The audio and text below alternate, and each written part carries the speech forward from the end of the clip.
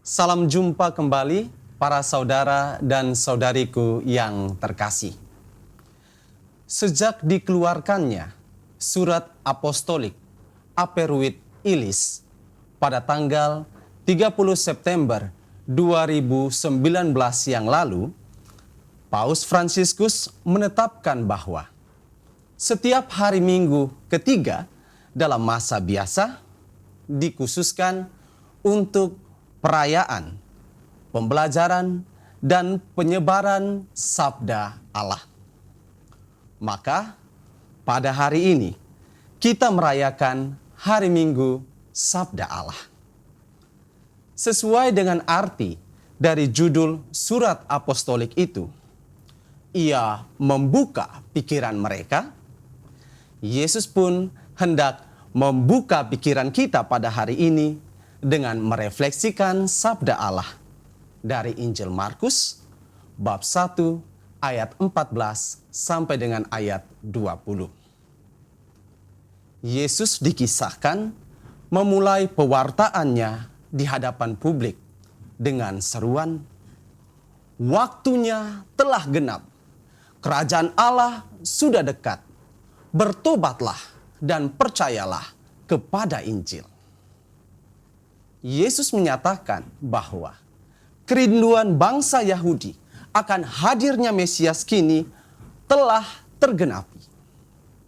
Allah telah hadir dan kerajaannya pun mulai tampak nyata seiring dengan pemakluman diri dan karya Yesus Kristus.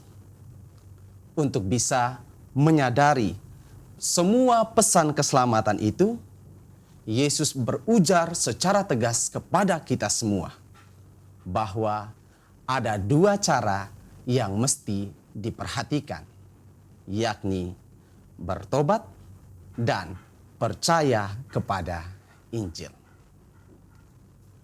Para saudara dan saudariku yang terkasih, bertobat adalah suatu usaha untuk mencari jalan pulang. Selama menekuni hidup di dunia ini, kita selalu melalui berbagai jalan. Dan kadang jalan-jalan yang kita tempuh itu bukan mengantar kita kepada keselamatan, tetapi mendekatkan kita ke tebing jurang dosa yang curam.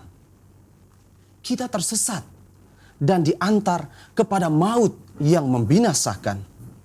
Sebab upah dosa adalah maut. Demikian kata Rasul Paulus. Maka untuk bisa berbalik kepada Allah, kita harus mencari jalan pulang. Dan jalan pulang itulah pertobatan. Yesus mengajak kita untuk segera pulang ke dalam pelukan kerahiman Allah. Karena hanya di dalam Allah jiwa kita tenang. Selanjutnya, percaya kepada Injil adalah usaha untuk menyelaraskan kehendak kita dengan kehendak Allah sendiri. Dalam Injil atau sabda Allah, Allah menjabarkan seluruh kehendaknya kepada kita, dan kita diminta untuk menaatinya. Maka cara kita untuk bisa menemukan kehendak Allah adalah merenungkan sabda Allah. Menurut Santo Efrem, dalam sabda Allah terkandung banyak sekali kekayaan iman yang disembunyikan oleh Allah. Untuk bisa menemukannya, kita harus mengakrabi sabda Allah. Ketidaktahuan kita akan kehendak Allah hanya bisa terjawab jika kita selalu mendalami sabda Allah tanpa kenal lelah. Maka dari itu, para saudara dan saudariku yang terkasih, mari kita mengobarkan semangat pertobatan dalam hidup harian kita sambil selalu giat mengakrabi sabda Allah, kapanpun dan dimanapun.